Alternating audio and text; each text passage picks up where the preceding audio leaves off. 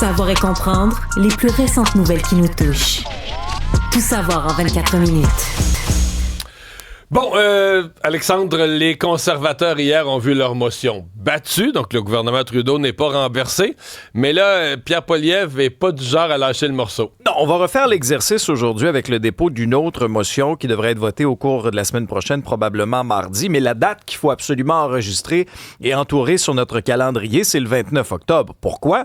Parce que Yves-François Blanchet, du Bloc québécois, a lancé un ultimatum au gouvernement Trudeau. Alors, pour 2 projets de loi qui doivent être acceptés ou en tout cas en bonne voie de l'être dans l'appareil gouvernemental puis au Sénat. Le premier sur un sujet qui tient à cœur, Mario, les pensions des aînés. Oui, bien en fait, c'est pas... Moi, je suis tout à fait conscient que la vie est pas facile pour personne, que les aînés voudraient plus d'argent, c'est plus... Et si on avait cet argent au Canada, je serais tout à fait prêt à avoir la discussion. Est-ce qu'on la redistribue aux gens de 65 à 74 ans versus d'autres? Ce serait une discussion intéressante, puis peut-être que ce serait ça la chose à faire. C'est ce qu'on l'a pas, l'argent. Donc, est-ce qu'on va, pour bonifier des versements mensuels en 2024, 2025, est-ce qu'on va emprunter à 100% l'argent et dire... En fait, il faudrait demander individuellement à ces gens qui sont pour plusieurs des grands-parents, si tu leur dis, on augmenterait votre pension de 10%, ils vont tous dire oui. Si tu leur dis, on augmenterait votre pension de 10%, mais ça va être chargé à vos petits-enfants. Toute la facture de ça, là, on va la charger, là, on va mettre ça sur la carte de crédit de vos petits-enfants, puis ils vous le payeront plus tard. Ils vont dire, ben non, là, pas dans ces conditions-là, mais c'est ça que c'est. Excusez-moi, là, je comprends qu'au niveau gouvernemental, on le voit pas de même, parce que le gouvernement, c'est gros, c'est des milliards, on perd le fil de l'argent. Et c'est pour ça que je me demandais, est-ce que le Bloc, qui est un parti nationaliste, qui est censé défendre les intérêts du Québec à Ottawa, qui fait une demande très canadienne, c'est un programme social canadien. Est-ce que le Bloc fait la bonne demande? Est-ce qu'il n'aurait pas dû plutôt s'accrocher, par exemple, aux demandes de François Legault, pas parce que c'est François Legault, mais du gouvernement du Québec, sur l'immigration, des pouvoirs en immigration, ou des ingérences dans les pouvoirs, ou, par exemple, la décision du fédéral de s'ingérer dans la loi 21 sur la laïcité au niveau de la Cour suprême, de dire, ben regarde, c'est ça nos demandes. Bon, maintenant, le Bloc a quand même précisé. Moi, j'ai trouvé que, par exemple, là-dessus, je suis pas d'accord sur la demande, mais je trouve que leur position stratégique hier a été bonne. Parce que là, il n'y avait plus de date. On comprenait pas trop le Bloc. On disait qu'il n'y a plus Trudeau, mais il dit pas pour tout le temps. Puis là, à un moment donné, il va cette année. Là, il a mis une date là-dessus, 29 octobre. Et j'ai fait les calculs. 29 octobre, ça marche. C'est-à-dire que si tu te tannes le 29 octobre, tu dis j'ai pas ce que je veux, t'as, mettons, une semaine ou deux pour déposer une motion de non-confiance ou appuyer une motion des conservateurs. Début novembre. Des premiers jours de novembre, qui nous amène à une élection, soit le 9 ou le 16 décembre. Hier, Yves-François Blanchet, on veut pas des élections, une campagne électorale à Noël. À mon avis, le 16 décembre, t'aurais une partie de la population qui commencerait à trouver qu'on serait proche de Noël. On est bien cadeau, là. Mais il y aurait quand même pas de campagne pendant le temps de Noël. Tu sais, on mélangerait les pancartes avec les décorations de Noël, mais on serait pas comme tel, on n'enjamberait pas le temps des fêtes. Tu sais, comme une élection, mettons, au début janvier, où là, toute la période des fêtes se retrouve en campagne. Donc, c'est un peu ça le scénario. Mais t'as vu dans le cas de la nouvelle motion des conservateurs, celle qu'ils déposent aujourd'hui, le texte, il hésitait entre 2 textes, puis hier, ils les ont montré, mais un des textes, c'est vraiment un piège pour les conservateurs, pour les bloquistes et les néo-démocrates, parce qu'ils reprennent dans la motion, mot à mot, des citations d'Yves François Blanchette et de Jacques Meeting là, sur François Blanchette avait dit une phrase qu'on n'avait jamais vue, fait qu'ils disent compte tenu qu'on n'a jamais vu un gouvernement aussi centralisateur, et ils reprennent le mot à mot d'Yves François Blanchette comme pour forcer le Bloc et le NPD, s'ils votent contre, ben, ils vont voter contre, mais à voter contre leur propre ils vont servir de leur propre citation. Ils vont servir de ça, les conservateurs. Donc, premier cheval de bataille pour Yves-François Blanchet, c'est les pensions des aînés. Le deuxième, ça touche les fermiers, les agriculteurs avec la gestion de l'offre. Voici donc en complément Yves-François Blanchet. On a calculé quel était un temps raisonnable. C'est tout à fait faisable d'atteindre l'objectif et les conditions qu'on établit avant le 29 octobre. Mais la date du 29 octobre a aussi comme vertu qu'elle permet éventuellement aux oppositions de provoquer une élection qui serait suffisamment longtemps avant Noël. Ah voilà, ben, suffisamment longtemps avant Noël, oui. Quelques jours, mettons, avant Noël. Et toujours à la Chambre des communes, ben ça a chauffé hier. Justin Trudeau, qui a prétendu avoir entendu des insultes qui n'ont pas été prononcées au micro, qui auraient été prononcées sur le plancher de la Chambre. Et là, finalement, c'est lui qui s'est retrouvé, lui, dans le micro, à tenir des propos non parlementaires. Ça s'est gâché, là. C'est ça, c'est qu'on a le même problème qu'avec l'épisode de Jagmeet Singh, là, qui aurait prétendument vouloir en découdre avec Pierre Poilievre. C'est qu'on l'a pas sur le tape, on l'a pas sur... La plupart des parlements, là, c'est pas compliqué. La caméra et les micros sont vraiment axés sur la personne qui parle. Exact. Donc, si le président ne t'autorise pas à parler... Mais ça se peut qu'on t'entende. Puis des fois, si tu cries des insultes, ça rentre dans le micro qui est ouvert. Même, c'est ton 8e voisin que le micro est ouvert, mais si t'écoutes bien la bande sonore, ça rentre dedans. Mais là, dans ce cas-ci, on semble pas l'avoir. Là. Non, il faudrait que ce soit comme au hockey, Mario. Donc, des reprises instantanées avec des caméras ciblées sur les gens. Bon, je vous explique un petit peu. Le Pierre Poilievre pose une question à M. Trudeau, lui demande s'il a profité de son passage à New York dans le cadre du sommet de l'ONU pour inspecter le nouveau condo du consul général du Canada, qui est l'ancien journaliste et son ami Tom Clark. Et là, on réfère à une annonce immobilière qu'à l'intérieur du condo, il y aura une belle baignoire en cuivre fabriquée à la main. Et là, le premier ministre... Condo qui a fait scandale, là, qui a coûté 9-10 à peu près. Oui.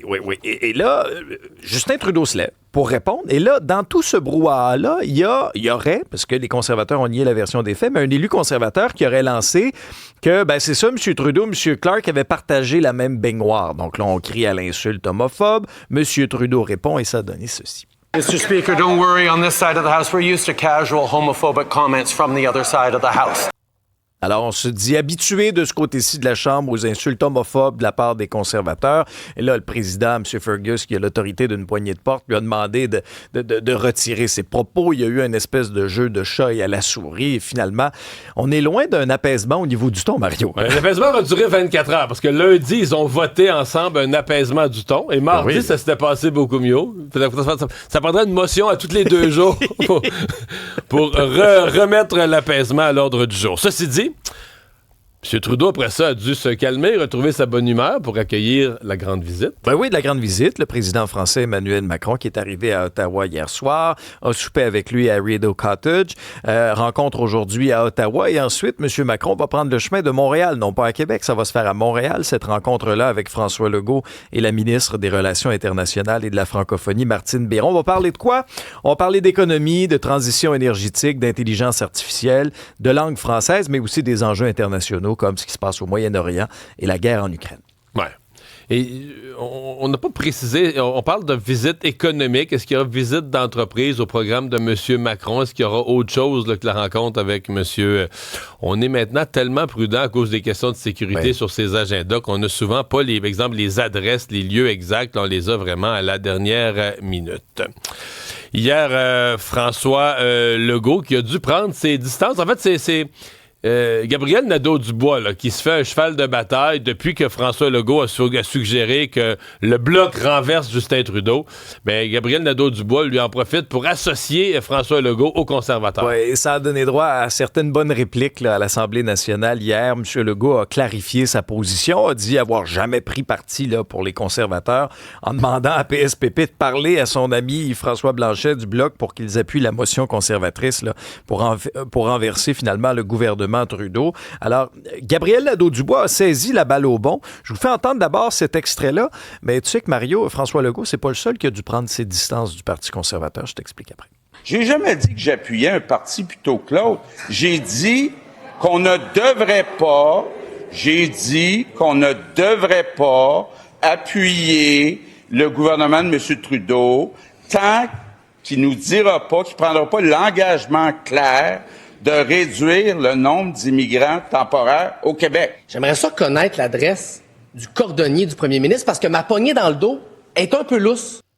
Quand même pas pire. Par contre, Gabriel Nadeau-Dubois, qui fait beaucoup de politique fédérale cette semaine, lui aussi, tout le milieu nationaliste met toujours la pression pour savoir, mais Québec solidaire, d'autres sont de quel bord à Ottawa? Parce qu'ils se disent souverainistes, mais ils semblent pas du tout aimer le Bloc, ils semblent détester le Bloc. Est-ce qu'ils sont des néo-démocrates? Est-ce que les organisateurs de Québec solidaire vont en cachette travailler pour le NPD, pour un parti centralisateur? Donc, tu te dis souverainiste à Québec, mais tu vas travailler pour un parti centralisateur. Gabriel Nadeau-Dubois, très habile, s'en sort toujours en disant « Moi, je me mêle pas de politique fédérale ». Mais les rumeurs courent là, sur où se situent vraiment les gens de Québec solidaire sur la scène fédérale.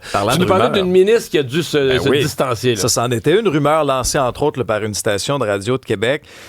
Geneviève Guilbeault a démenti hier avoir discuté avec Pierre Poilievre pour éventuellement être candidate à ses côtés lors des prochaines élections. Je vous fais tout de suite entendre là, sa réplique parce que c'était vraiment là, très, très, très mordant. J'ai jamais rencontré Pierre Poilievre de ma vie et non seulement je l'ai jamais rencontré, j'ai même jamais été dans la même pièce que lui, ni même dans le même événement que lui. Ça aurait pu arriver une chambre de commerce à un dîner. Jamais je n'ai croisé Pierre Poilievre. Donc, les rumeurs à l'effet que vous allez au fédéral, c'est pas vrai. Et c'est absolument faux, mais écoutez, ça va plus loin que ça, là. On me rapporte que des radios à Québec, notamment, choix pour ne pas les nommer, prétendent que je me quêterais un emploi de ministre auprès du Parti conservateur et que M. Poilievre m'aurait dit non. C'est on ne peut plus faux. Ah voilà, ça a le mérite d'être clair. Mais tu sais, sur les fausses rumeurs, c'est fou là, ce qui peut se dire dans les médias. Là. Un jour, Michel Vastel, parce que ça me fait penser à ça, l'histoire de Geneviève Guilbeault, Michel Vastel, aujourd'hui décédé, un journaliste fort respecté à Ottawa, m'appelle en soirée. En fait, appelle mon attaché de presse, il n'y avait pas mon numéro de cell à moi. Okay. Il dit, il faut que je parle à Mario, mais c'est très grave, c'est personnel, je fais jamais ça, mais il faut que je lui parle immédiatement.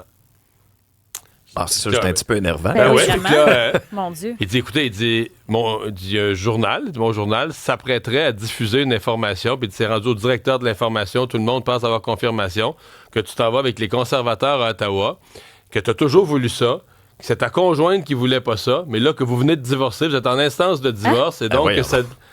Et là, tu te dis, mais ça n'a pas de bon sens, là. Je suis même pas capable de trouver la source. J'ai jamais discuté avec aucun conservateur. Ça va très bien avec ma blonde. Il n'y a pas un... Et là, tu te dis, écoute, Vastel là, a arrêté la rondelle sur la ligne des buts. On s'apprêtait à diffuser quelque chose de personnel sur ma vie. De mensonger. Complètement mensonger, complètement faux, aucun fondement. Mais j'ai eu le vertige pendant quelques jours, mais je me dis, ça veut dire que dans des dîners, dans des restaurants, toutes sortes de malades mentaux parlent de moi, inventent des histoires, se disent une affaire, en rajoutent un bout, puis c'est des gens qui me connaissent pas, qui m'ont jamais parlé. C'est dangereux. Ah, c'est épouvantable. OK, les autres, ils parlent de moi, ils parlent de ma blonde, ils parlent de notre couple. Ils en savent rien de rien, puis ils s'inventent des scénarios. Mais dans le cas de Mme Guilbeault, notre collègue Marc-André Leclerc a amené une petite précision à la joutière. Semble-t-il que les deux auraient été au même moment, au même endroit, récemment. Mais là, c'est dans un contexte particulier. Ce serait, selon Marc-André, aux funérailles de Brian Mulroney.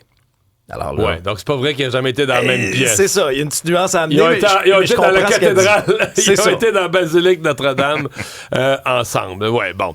Première entrevue solo de Kamala Harris hier soir. Ça se passait hier soir sur MSNBC, qui n'est pas nécessairement là, une chaîne qui allait la challenger, qui allait faire non plus pas une entrevue complaisante, je dirais, mais c'est pas, tu sais, en territoire ami, disons-le de cette façon-là. Elle a accusé entre autres Donald Trump d'avoir fait perdre l'Amérique 200 000 emplois sur le plan industriel, a présenté certaines de ses mesures économiques, entre autres pour les jeunes familles et des crédits d'impôt, pour les petites entreprises, une aide pour acheter des logements comme tel. MSNBC, c'est un média économique. Elle avait présenté son plan économique dans la journée, donc elle allait comme commenter son plan économique. C'est comme si Trump allait à Fox. Ouais, mettons. Mais il en sort pas grand-chose, dans le fond. Là. Mais le fait qu'elle était seule, elle était en solo. C'est ça, c'est l'événement. Coach Waltz, elle n'était pas avec Kamala Harris. Mais c'est quand même une campagne où elle a eu un recours tellement minimal aux médias. Pas de conférence de presse, pas de point de presse de petit scrum, pas d'entrevue. Ben là, une première entrevue, c'est vraiment minimaliste. Trois moments clés. L'entrevue conjointe avec M. Waltz, le débat avec Donald Trump et cette entrevue-ci. Restons aux États-Unis parce que dans le nord de la Floride, et réglons une chose pour les gens qui connaissent peu la Floride, si vous avez des amis, Fort Lauderdale, Miami, toute la pointe sud, il n'y a pas de danger, il n'y a pas d'ouragan, c'est pas du tout là que ça frappe. Ouais, c'est vraiment la côte ouest, le nord de la Floride, qui va être frappé vraiment de plein fouet par Hélène, ouragan qui sera de catégorie 4 au moment de frapper cette côte-là.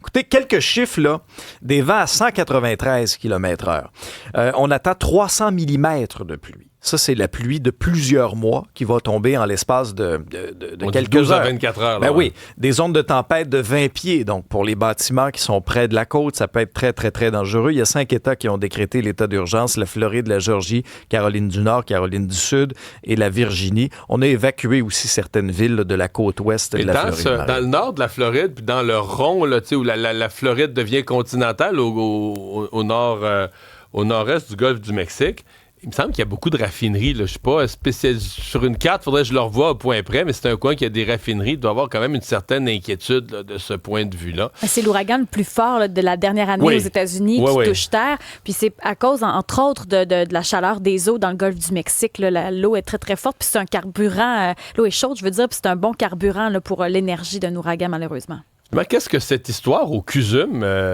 On soigne plus tout le monde ou on veut plus soigner tout le monde? C'est en une du journal ce matin. Fini les tests médicaux au Centre universitaire de santé McGill pour les patients qui sont dans le 450, Mario. Ça touche des examens en échographie, les IRM, les prises de sang. Ce seraient donc des examens maintenant réservés aux patients qui sont déjà suivis à l'hôpital. Et selon le CUSUM, on vise à peu près diminuer en imagerie médicale 10 % le nombre de rendez-vous. Ouais, parce que c'est bien connu que les gens dans le 450 sont très bien dans les pires régions. Là. Laurentides, Laval, Rive-Sud. La banlieue de Montréal, c'est la région la plus mal desservie. Si en plus les hôpitaux montréalais se mettent à dire aux gens de la banlieue, vous n'avez plus le droit de venir. Alors, tu comprends que les médecins de famille déchirent leur chemise, on juge la mesure discriminatoire, que ça va à l'encontre de la loi là, qui prévoit qu'un patient peut être soigné où il veut, pas quand il veut, mais où il veut. Oui, c'est bien dit.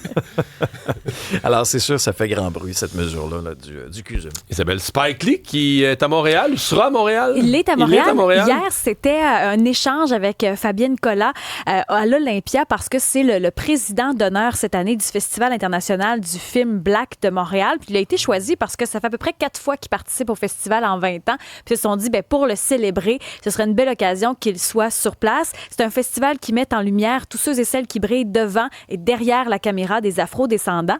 Alors lui, c'est important parce que la relève est au cœur de ce festival-là qui est présenté à Montréal jusqu'à dimanche.